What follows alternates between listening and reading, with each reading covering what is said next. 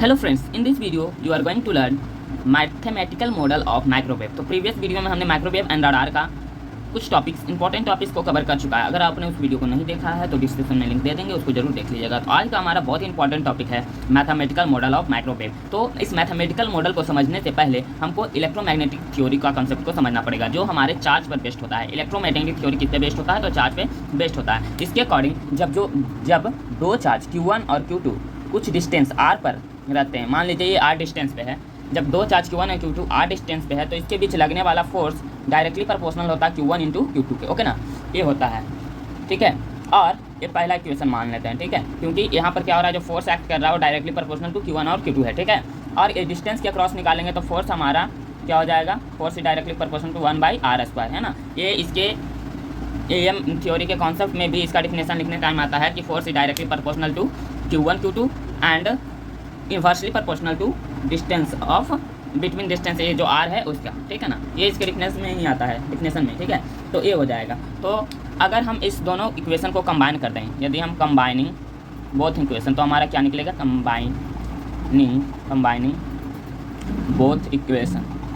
यदि हम दोनों इक्वेशन को कंबाइन कर देते हैं, इक्वेशन 1 एंड 2, ठीक है, तो क्या हो जाएगा, F यानी फोर्स जो इसके बीच ऐड होगा वो डायरेक्टली प्रोपोर्शनल तो क्या हो जाएगा, Q1 इंटू Q2/r², क्योंकि ए है क्या, डायरेक्टली प्रोपोर्शनल टू, और ए है इन्वर्सली प्रोपोर्शनल टू। यदि हम इसको कंबाइन कर देंगे तो ए आ जाएगा, ओके ना।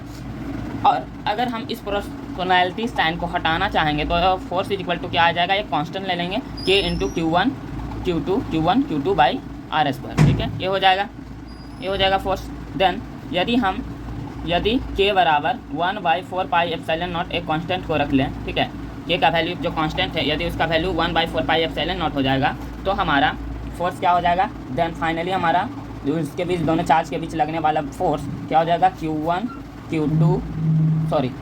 K का वैल्यू क्या, 1/4πε0 Q1 Q2/r²।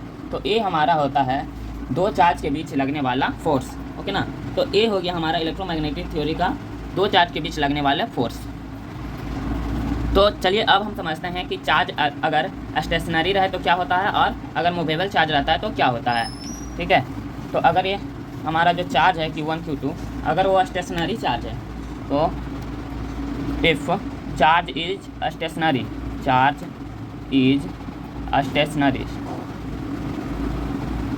यानी चार्ज अगर स्टेशनरी हो तो हमारा क्या होता है, तो हमारा जब चार्ज स्टेशनरी होता है तो हमारा इलेक्ट्रिक फील्ड डेवलप होता है। जैसे देखिए यहाँ पर हमने बैटरी से एक कैपेसिटर को कनेक्ट कर दिया है, तो जो यहाँ पर वोल्टेज होगा, यहाँ पर जो चार्ज कलेक्ट होगा पॉजिटिव चार्ज और यहाँ नेगेटिव चार्ज, वो स्टेशनरी चार्ज के कारण प्रोड्यूस करेगा इलेक्ट्रिक फील्ड, है ना। क्या करेगा, इलेक्ट्रिक फील्ड डेवलप होता है। यानी कि इससे हमको क्या पता चला कि स्टेशनरी चार्ज से हमारा इलेक्ट्रिक फील्ड डेवलप होता है, और मूवेबल चार्ज से हमारा आगे पता चलेगा कि मूवेबल चार्ज से हमारा मैग्नेटिक फील्ड डेवलप होता है। वो कैसे होता है ये भी समझाएंगे। तो स्टेशनरी चार्ज से क्या होता है, इलेक्ट्रिक फील्ड डेवलप। दूसरा है कि if charge is movable charge, ठीक है, इफ चार्ज इज मूवेबल, तो चार्ज मूवेबल होता है तो हमारा क्या, then magnetic field is developed, magnetic field is developed. Okay, तो यहाँ से क्या पता चला कि जब चार्ज स्टेशनरी रहता है तो हमारा इलेक्ट्रिक फील्ड जनरेट होता है, और जैसे ही चार्ज मूवेबल होता है तो हमारा मैग्नेटिक फील्ड जनरेट होता है, ठीक है। तो चलिए अब समझते हैं कि कैसे मूवेबल चार्ज के कारण हमारा मैग्नेटिक फील्ड डेवलप होता है। तो सबसे पहले हमने आपको क्या बताया, EM थ्योरी में सबसे पहले हमने क्या बताया आपको कि चार्ज होता है जब स्टेशनरी चार्ज से क्या होता है, हमारा इलेक्ट्रिक फील्ड जनरेट होता है, और दूसरा हमने क्या बताया कि मूवेबल चार्ज से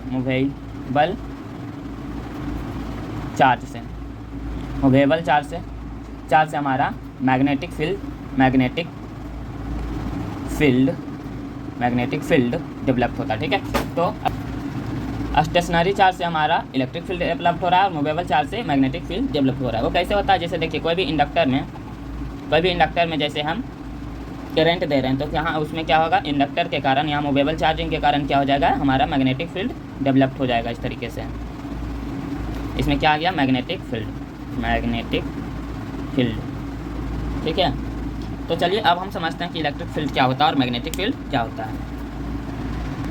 ठीक है, तो यहाँ हमारा इलेक्ट्रिक फील्ड किसको कहेंगे, when charge is stationary then electric field is develop. किसी भी सर्किट में अगर चार्ज हमारा स्टेशनरी है तो हमारा इलेक्ट्रिक फील्ड डेवलप होगा, और जब चार्ज मूवेबल होता है तो हमारा मैग्नेटिक फील्ड डेवलप होता है।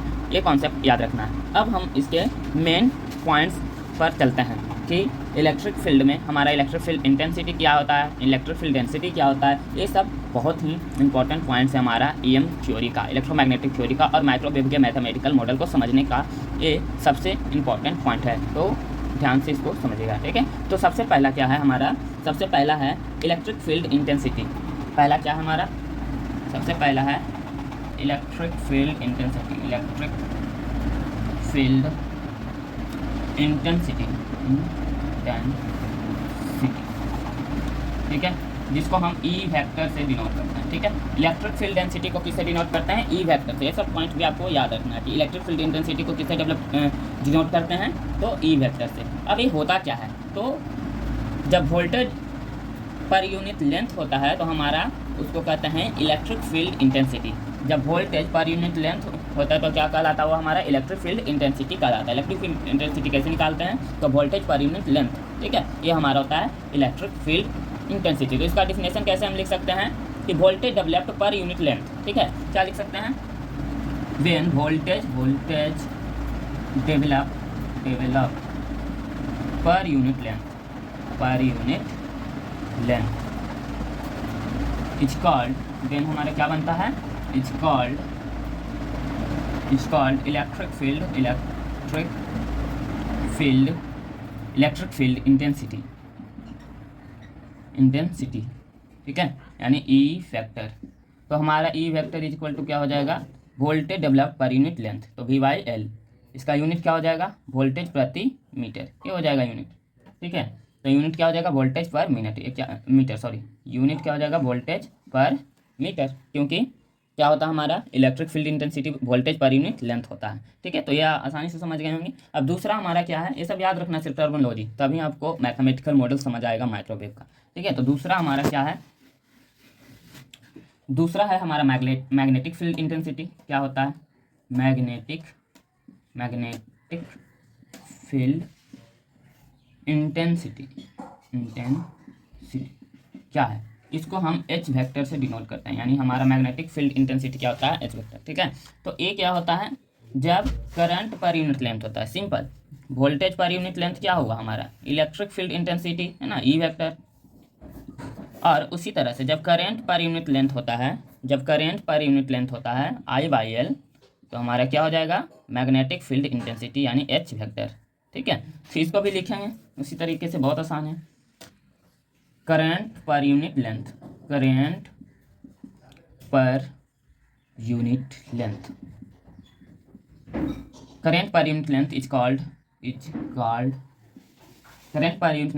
Is called magnetic field intensity,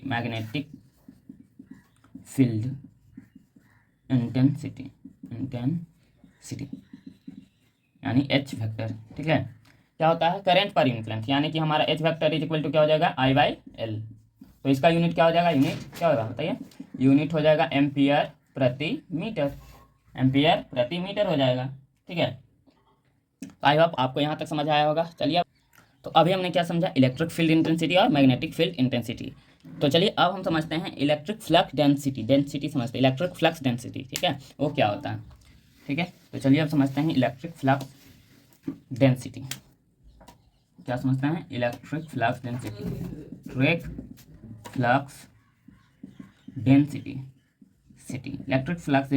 D vector क्या होता है। ठीक है, तो देखिए यहाँ पर यदि चार्ज डेवलप्ड हो रहा है किसी पर यूनिट एरिया पर, हमारा Q यदि डेवलप्ड हो रहा है पर यूनिट एरिया पर, तो हमारा क्या बनेगा, वहाँ से इलेक्ट्रिक फ्लक्स डेंसिटी निकलेगा। ठीक है, इलेक्ट्रिक फ्लक्स डेंसिटी। ठीक है, तो हम इसका डिफिनेशन किस तरह से लिख सकते हैं कि charge per unit area is called electric flux density. Charge per unit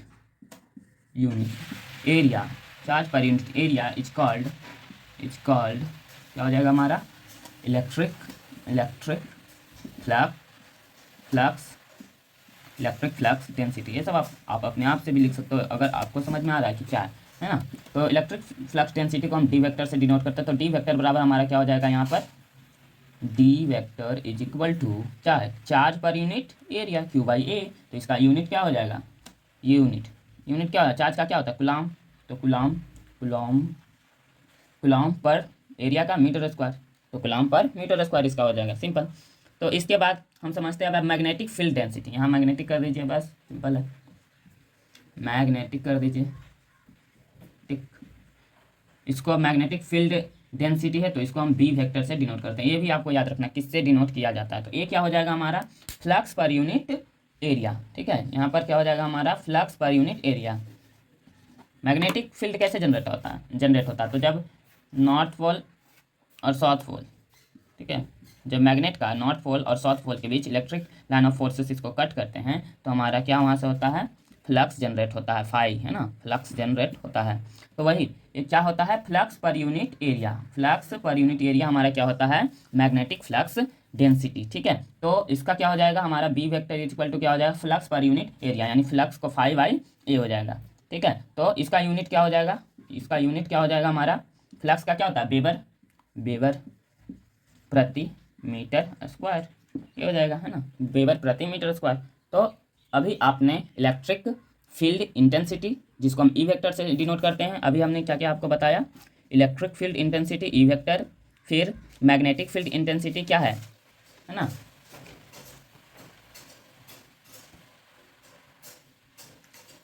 तो अभी हमने बताया electric field intensity E vector क्या होता है, ठीक है, magnetic field intensity H vector क्या होता है, फिर electric flux density D vector क्या होता है, और magnetic flux density B vector क्या होता है। तो electric field intensity E vector क्या होता था, electric field intensity E vector हमारा होता है वोल्टेज पर यूनिट लेंथ, ठीक है। और magnetic field intensity H vector क्या होता है, करेंट पर यूनिट लेंथ, यही होता था ना, करेंट पर यूनिट लेंथ। और electric field density D vector क्या होता है हमारा, charge per unit area Q by A, ठीक है। और magnetic flux density B vector क्या होता है, फ्लक्स पर यूनिट एरिया यानी फाई बाई ए। तो इतना चीज़ आपको याद रखना है, ठीक है,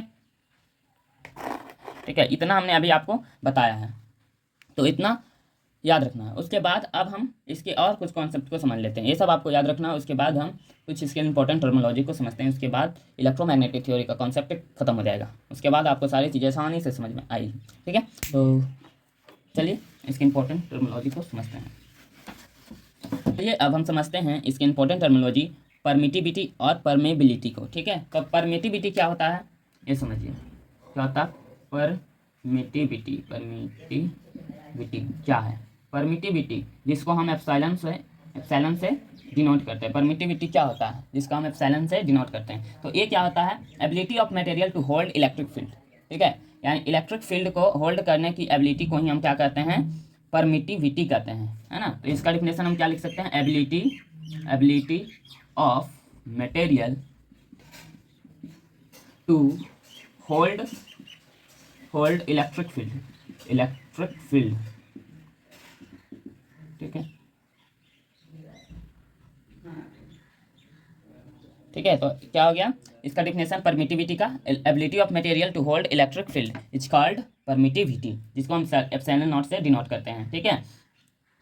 तो यहाँ पर हमारा एप्सिलॉन नॉट का वैल्यू क्या होता है, 1 बाई, ये याद रखिएगा, 36 पाई इंटू 10⁹ फराडे पर मीटर, ठीक है।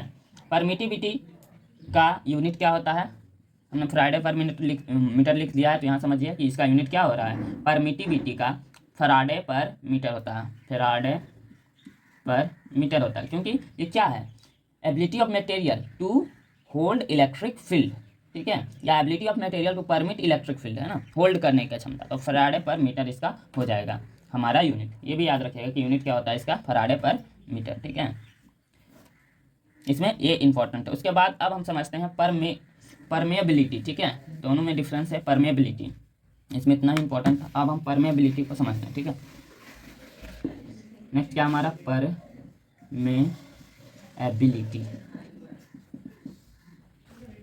तो नेक्स्ट और लास्ट हमारा क्या है, परमेबिलिटी, जिसको हम म्यू से डिनोट करते हैं, ठीक है। तो ये क्या होता है, ability of material to hold magnetic field, ठीक है। यदि मैग्नेटिक फील्ड को होल्ड करने की एबिलिटी को हम क्या कहते हैं, तो परमेबिलिटी कहते हैं, ठीक है। और परमिटिविटी किसको कहते थे, ability of material to hold electric field. जब इलेक्ट्रिक फील्ड को हम होल्ड करने का एबिलिटी क्या कहलाता हमारा, परमिटिविटी, ठीक है। परमिटिविटी क्या था हमारा, एप्सिलॉन क्या था, एप्सिलॉन था ability of material to hold electric field, यानी इलेक्ट्रिक फील्ड को जब होल्ड करेगा तो हम उसको कहेंगे परमिटिविटी, ठीक है। परमिटिविटी क्या होता है, जब इलेक्ट्रिक फील्ड को होल्ड करता है उसको हम कहते हैं परमिटिविटी। और परमेबिलिटी क्या होता है, जब मैग्नेटिक फील्ड को होल्ड करने की एबिलिटी, तो वही लिखेंगे ability of material to hold magnetic field, है ना। मैग्नेटिक फील्ड इज कॉल्ड क्या होता है हमारा, परमेबिलिटी, ठीक है। यानी इसको हम म्यू से डिनोट करते हैं। म्यू बराबर क्या हो जाएगा, यहाँ पर हमारा हो जाएगा हेनरी प्रति मीटर, इसका यूनिट, ठीक है। और म्यू का वैल्यू क्या होता है, 4 पाई इंटू 10⁻⁷ हेनरी प्रति मीटर, यानी इसका यूनिट क्या है यहाँ पर हमारा, हेनरी प्रति मीटर, क्योंकि ये मैग्नेटिक फील्ड पे वर्क कर रहा है, उसको होल्ड करने का एबिलिटी हमारा कहता है परमेबिलिटी, ठीक है। जैसे यहाँ हम आप लोगों ने BH कर्व पढ़ा होगा, इसी पर ये बेस्ट है, ठीक है। जैसे यहाँ B है और यहाँ H है, ठीक है। तो यहाँ पर हमारा क्या होता है, जब भी यहाँ इस तरीके से हमारा डेवलप होता है, ठीक है। इसको ध्यान से, ठीक है। तो ये हमारा BH कर्व क्या होता है कि B जो होता है, ये हमारा क्या है, मैग्नेटिक फ्लक्स डेंसिटी, और H क्या है, इलेक्ट्रिक फील्ड इंटेंसिटी है, ठीक है। ये हमने पहले अभी आपको बताया, तो ये है हमारा, ठीक है। तो इसके बीच रिलेशन होता है, B is directly proportional to, क्या होता है, B is directly proportional to H, okay. तो यहाँ हम डायरेक्टली प्रोपोर्शनल टू साइन हटाने के लिए हम क्या करते हैं, एक कांस्टेंट रखते हैं म्यू, उसी को हम कहते हैं परमेबिलिटी, ठीक है। तो म्यू H हो जाएगा यहाँ पर, ये हमारा म्यू जो है यहाँ पर क्या है, परमेबिलिटी, ठीक है। परमेबिलिटी ये है हमारा, ठीक है। तो ये हमारा हो गया पूरा इलेक्ट्रोमैग्नेटिक थ्योरी का इम्पोर्टेंट टॉपिक्स, ठीक है। इलेक्ट्रोमैग्नेटिक थ्योरी में क्या क्या था, इसको आप 1-2 बार पढ़िएगा, समझिएगा, रिवीजन कीजिएगा, तो आसानी से समझ में आ जाएगा कि इसमें क्या क्या होता है। और बिना इसके समझे आप मैथमेटिकल मॉडल ऑफ माइक्रोवेव नहीं समझ सकते, ठीक है। आज के लिए इतना है, मिलते हैं नेक्स्ट वीडियो में, तब के लिए धन्यवाद।